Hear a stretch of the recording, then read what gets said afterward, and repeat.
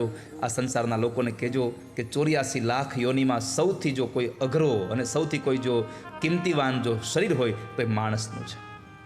ભો માનુષો દેહો દેહી નામ ક્ષણભંગુર તત્રાપી દુર્લભમ મન્યે વૈકુંઠ પ્રિય દર્શનમ.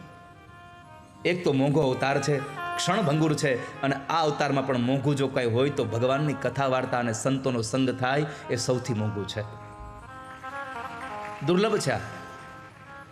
બીજું, ઉદ્ધવ, આ સંસારના લોકોને કહેજો સત્વ રજ અને તમ આ ત્રિગુણી માયામાંથી છૂટવું હોય તો માયાના પતિનું શરણ સ્વીકારી લે. આ સંસારની માયામાંથી છૂટવા માટે એક જ સાધન છે, ભગવાનના ચરણારવિંદ. પ્રભુના ચરણ આપણને છોડાવી દેશે. પ્રભુના ચરણને નૌકા બનાવી અને ભવસાગર પાર થઈ જાઓ. નૃદેહ માધ્યમ સુલભમ સુદુર્લભમ પ્લવમ સુકલ્પમ ગુરુકર્ણધારમ મયાનુકૂલેન નભસ્વતે રિતમ પુમાન ભવાભિન્ન તરેત સ આત્મા ન તરેત સ આત્મા. આ શ્લોક બહુ સુંદર એવો ભાવ બતાવે છે કે ભગવાનની કૃપા જીવનમાં બહુ જરૂરી છે. આ સંસારના સાગરને તરવા માટે તમારી પાસે સારામાં સારી નાવ હોય, સારામાં સારું જળ હોય, નદી બે કાંઠે વહેતી હોય,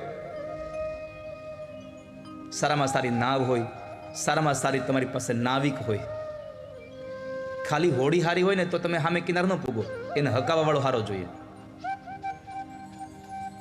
આ સંસાર સાગરમાં, આ ભવસાગરમાં આપણી આ જીવનની નૌકા, આ પંચમહાભૂતનું શરીર ભવસાગરને તરવા માટે સૌથી શ્રેષ્ઠ નાવ છે.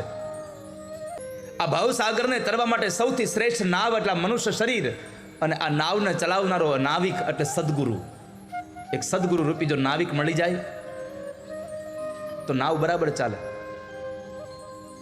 કેટલા લોકો માનો છો કે નાવ સારી હોય અને નાવિક એને હકાવા વાળો હારો હોય તો સામે કિનારે પૂગી જવાય? કેટલા લોકો માનો છો? વાલા ભક્તજનો, ગમે તેટલું ઊંડું પાણી હોય, ગમે તેટલી નવી નાવ હોય, ગમે તેટલો હારામાં હારો નાવિક હોય, પણ જ્યાં સુધી ભગવાનની કૃપાનો અનુકૂળ પવન ન મળે ત્યાં સુધી તમારી નાવ સામે કિનારે ન જાય. વાલા ભક્તજનો, નૃદેહ માધ્યમ સુલભમ સુદુર્લભમ. પરમાત્માના કૃપાનો, પરમાત્માના અનુગ્રહનો પવન જોશે તમારે,